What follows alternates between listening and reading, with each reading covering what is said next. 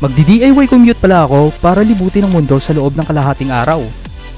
Mula Biñan, Laguna, sumakay pala ako ng jeep pa GMA, Palapala, Dasmariñas, Cavite, 13 Martires hanggang marating ang Governor's Drive sa Barangay Sabang, Sanay, Cavite.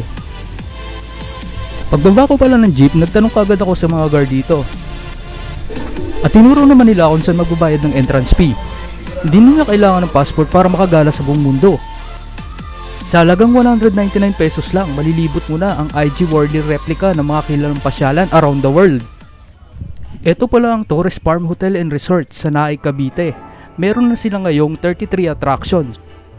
Bago pa man dayuhin ng mga turista, minsan na pala itong nalugi. Di rin madali kasi ang maintenance nito, nakakabutas talaga ng bulsa.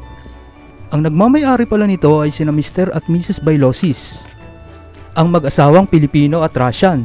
Dahil daw sa hilig nilang gumala around the world, naisipan nilang gawing tourist spot ang kanilang farm dito sa Naay, Cavite.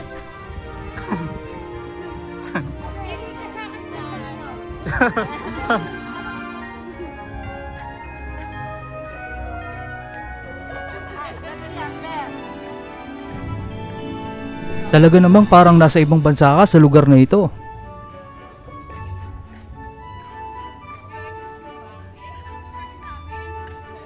Dito ka lang pala makakakita ng snowman na hindi natutunaw kahit katirikan ng araw. Charot!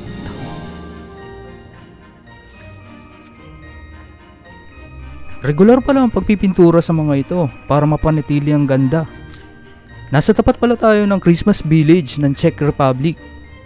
Talaga namang kopyang-kopya ang lugar. Isa sa mga napansin ko dito, napakaganda ng landscape nila. Sa kabila pala nito ay ang gingerbread house ng Germany.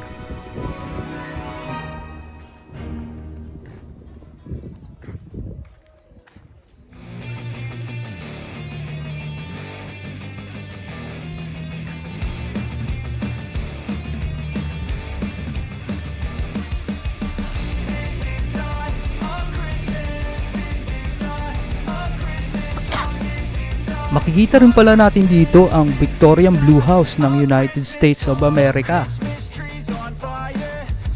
Pasensya na pala dahil may ubo at sipon tayo. Pero negative tayo sa corn beef 19. Tumingin naman tayo sa kanan, makikita natin dito ang Igloo House ng Canada para sa mga jowa nanlalamig. Huwag nyo nang tayong pumasok, alam nyo nang kasunod, iiyak-iyak kayo.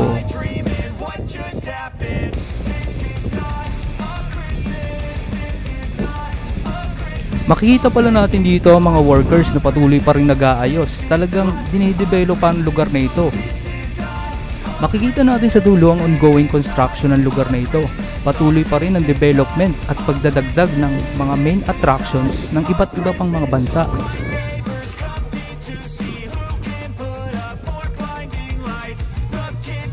Meron pala ditong pabatang bush maze. Hindi ko pala alam kung anong tore ito. Yung ginagawa pala.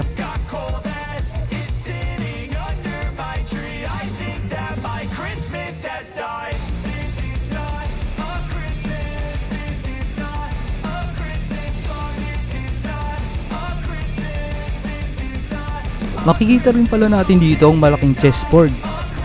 Yung nakikita niyong tatsulok na parang salamin, yun pala ay tinatawag na La Louvre ng Paris, France. Just a boy, Christmas brought so much joy, couldn't wait for. Lumusot pala tayo sa off limits nila. Ito yung sinasabi ko sa inyo na ongoing construction. Marami silang dinadagdag pang attraction. Ito yata yung sa Brazil. Kung hindi ako nagkakamali, ito pala ang Christ the Redeemer statue ng Rio de Janeiro sa bansa ng Brazil. Inakyat ko pala ito, hindi naman ito kataasan. Tinignan ko lang kung anong makikita dun sa pinakatuktok. Tamang-tama ito sa mga gustong magpapayat. Magpanik-panaw kayo sa mahabang hagdanan. Tiyak, tanggal ang inyong bilbil. Dumako naman tayo sa bansa ng mga Tsekwa. Nandito pala tayo sa Great Wall of China.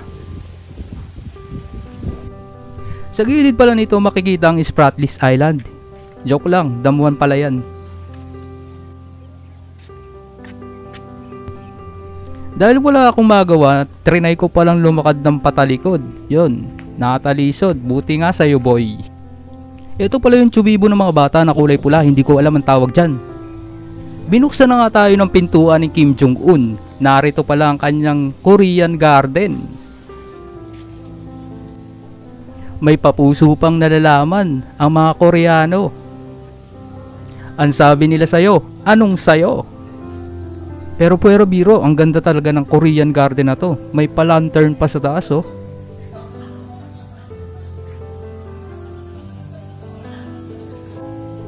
Pumunta naman tayo sa bansa ng Hong Kong. Narito pala ang Cinderella Castle.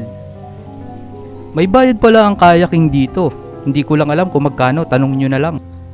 Napatingin pala ako sa building na to. Ito pala ang tinatawag na Santorini ng Greece. Pumasok ako.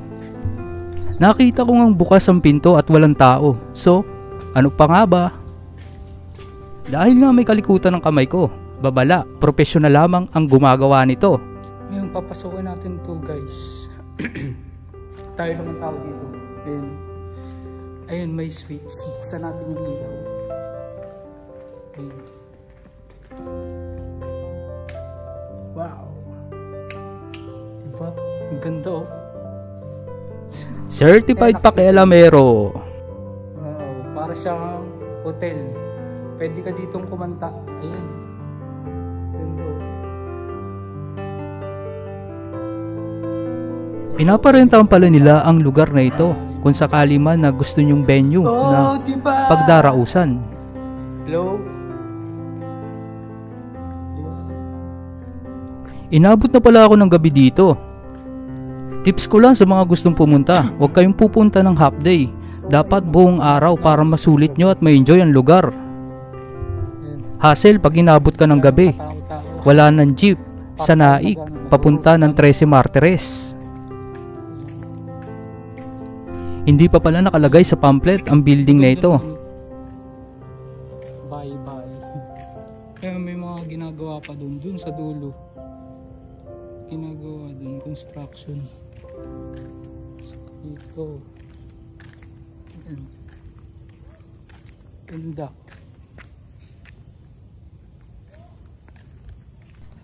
Ang areang to, masyadong creepy. Parang set sa Walking Dead. Pag mag-isa ka lang naglalakad dito, parang nasa ghost town. Dito sa bandang to, yun ang dilim. Parang ghost town. Pero dito, may feeling mo na yung Christmas. May igloo. Ito pala yung kanina. Ngayon, pinapakita ko sa inyo kung ano ang kagandahan nito pag sapit ng gabi.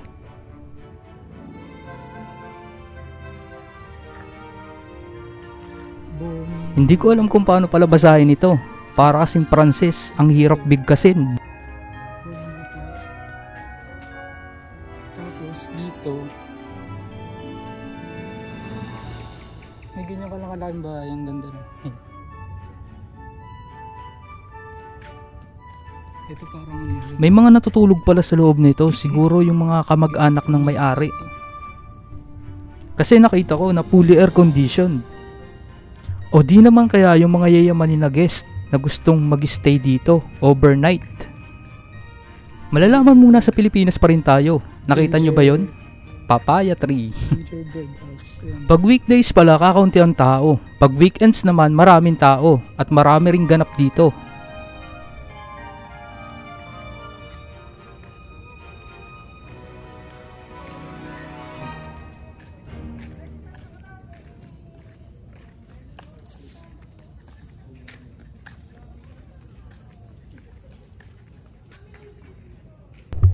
Perfect na sana ang langit kung may northern lights. Kaya lang, wala pala tayo sa North Pole.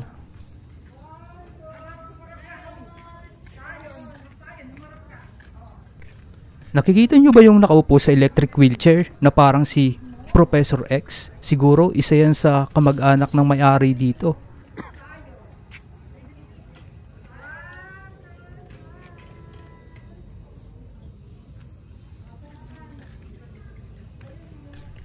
Yun no, papasok siya sa isa sa mga cabin house dito sa Christmas Village. Talaga namang napakalaki at ingrante ng Christmas string yon. Ito ay pinalamutian ng mga Christmas lights. At talaga namang enjoy na enjoy ang mga pumapasyal dito para magpa-picture.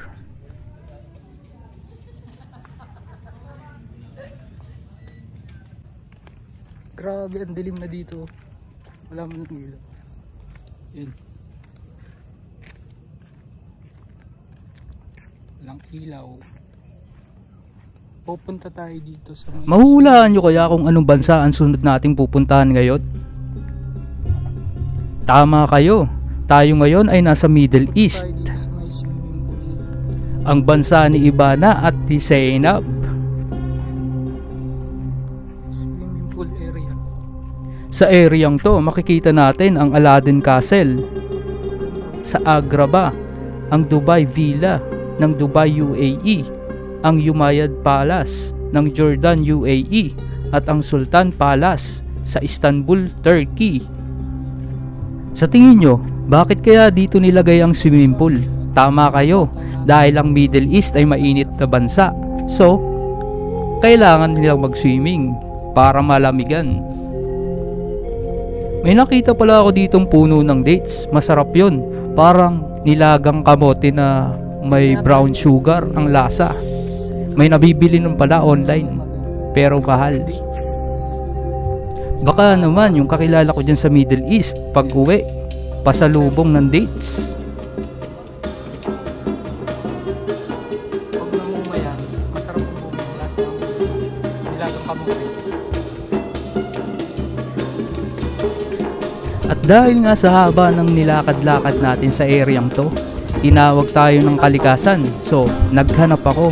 Eto, nakita ko.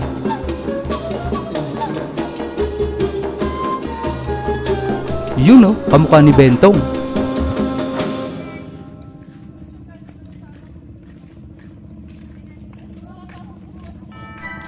For comparison lang, mas na-appreciate ko ang ganda ng lugar nito pagsapit ng gabi. Dahil siguro na rin sa mga nilagay nilang Christmas lights at magagandang pailaw na hindi mo makikita kapag umaga. Yun o, si Santa, paupo-upo lang.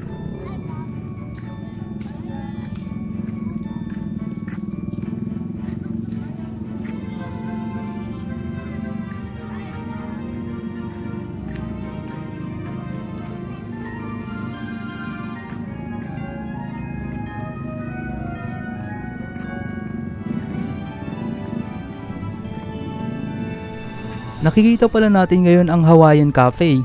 Dito kung makakain yung mga turista kapag sila nagutom kakagala.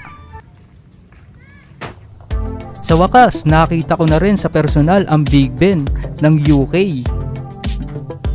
Hindi ukay-ukay o London o Londito, kundi London, United Kingdom.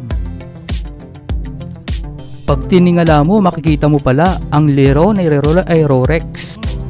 Bahala na kayong umintindi sa bulol. Hulaan nyo kung ano palang ginawa ko sa Hawaiian Cafe ng Hawaii.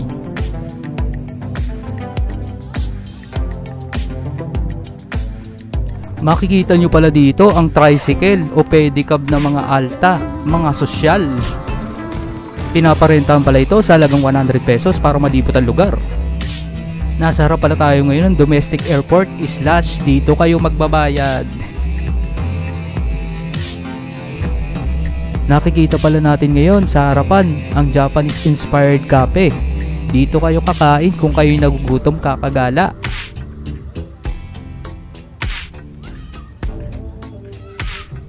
Ito naman pala yung side ng Japanese traditional house. Bawal pala ditong pumasok kung wala kang reservations. Talaga naman mag-i-star ang paningin mo pag di ka dito nakapasok. Ganda naman ng alupihang pula.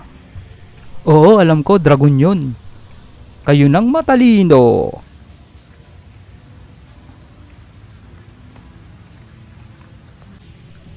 Puwera biro, napakaganda talaga ng mga pailaw. Oh. Japanese inspired, ang ganda ng lantern nila. Para ka na rin nakapunta sa bansa ni Maria. Toot toot. Dito pala, hinarangan nila ng hagdanan kasi bawal daw pasukin. Kasi bagong pintura, magagalit daw yung mga boss nila. Isasauli ko sana kay Cinderella yung nawawalang sapatos niya. Dahil nabubuwang na siya kakahanap ng sapatos niya. Puwera biro, i-appreciate natin ang ganda nito. Huwag kayong mag-alala, dengue at malaria free ang swamp ni Cinderella. May nakita pala akong munting bahay, pinasok ko to. Papasok tayo sa bahay ni Snow White. At paglabas ko, sinalubong nga pala ako ni Snow White at ng 7 Dwarfs. Bumugad rin ang ganda ng Santorini. Nagalit pala ang 7 duwende, kaya yun, pinamaga ang ilong ko. Magpapaalam kasi pag pumasok daw sa bahay nila.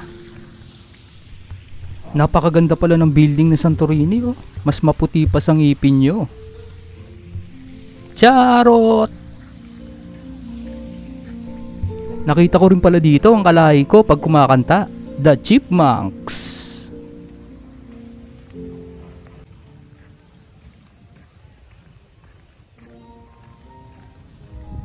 Sino kaya ang nagsindi ng ilaw? Hindi ABS-CBN, kundi ang Meralco, no? Nakikita naman natin ngayon ang Pyramid at Sphinx ng Giza sa Egypt. Chismis ni Aling Marites, alien daw gumawa rito. Sumunod naman dito ang Statue of Liberty ng USA. Marami na rin ang may mga green card holder dahil naniniwala sila sa kasabihang apam-apam, sagot sa tagumpay.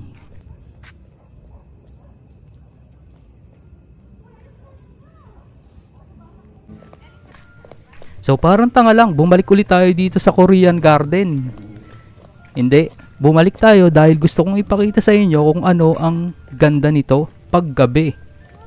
Huwag na nating istorbohin yung jowang nagpipicture-picture. Mamaya, away din yan. Ang ganda naman talaga ng mga Christmas light at pailaw na pinulupot sa mga halaman. Tingnan nyo, oh. Kinorte pa nilang puso. Papasok pala tayo dito ngayon. Sa puso ni Kim Jong-un.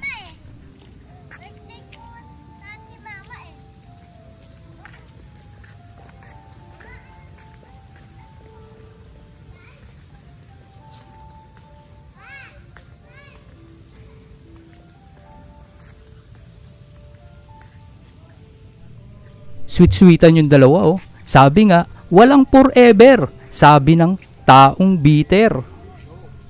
Walang ampalaya sa Korean Garden.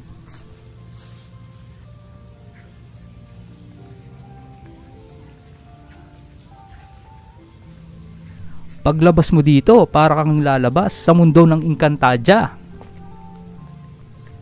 Tama muna ang daldal. I-appreciate natin ang ganda ng lugar.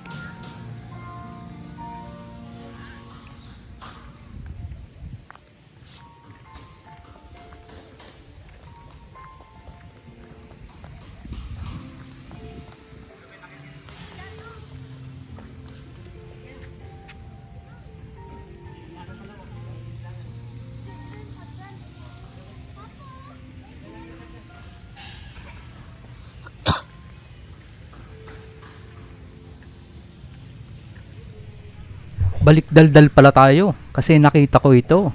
Ito ang Leaning Tower of Pisa ng Italy. Napakaganda ng arkitekto nito kahit bahagyang nakatagilid dito.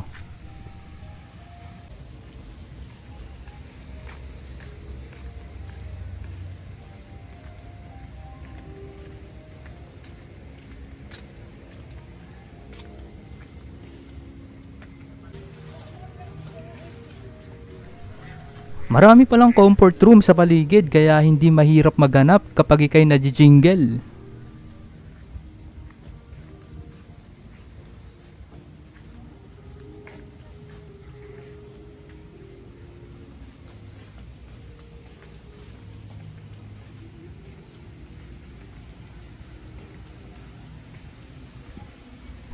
Tatawirin pala natin ang tulay nito para makarating naman tayo sa ibang bansa.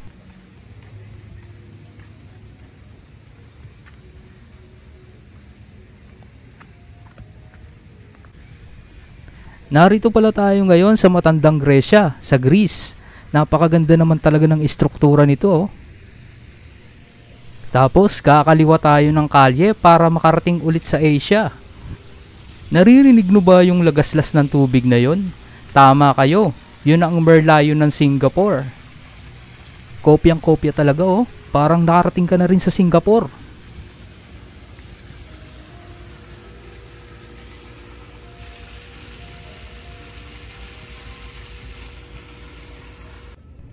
Dumako naman tayo sa bansa ng mga kangaroo. Ito pala yung Sydney Opera House sa bansa ng Australia. Dumako naman tayo ngayon sa Urban Light Lakma ng Los Angeles, California. Hindi ito puting kandila o pailaw sa mga patay. Sa kaliwa naman ito, makikita natin ang Seven Magic Mountain ng Las Vegas, Nevada, USA. Napakaganda ng pagkakalinya nito. Ito pala yung signage ng Torres Farm Hotel and Resort. Yung nakikita natin parang mayong volcano, hindi yan mayon. Letter A daw yun para aesthetic tingnan, sabi ng Gen Z. Ito mahirap din itong bigkasin. Moai Statue o Moai Statue. Makikita ito sa Eastern Island ng Chile. Ang ganda ng pagkakalinya oh. Maayos pa sa pila pag kumukuha ng rasyon sa barangay. Makikita naman natin ngayon ang International Airport. May eroplano ito pero hindi lumilipad. Chismis ni Aling Marites, ito daw yung mga eroplanong nawawala nung dumaan sa Bermuda Triangle. Si Aling Marites talaga. May makikita pala tayo dito sa kaliwa na entertainment area kung saan may mga nagbabasketball. Papasok naman tayo dito ngayon sa Chinatown. At lalabas tayo sa Paris, France. Nakikita nyo ba yung touring yon? Oo, tama kayo. Yun ang Eiffel Tower.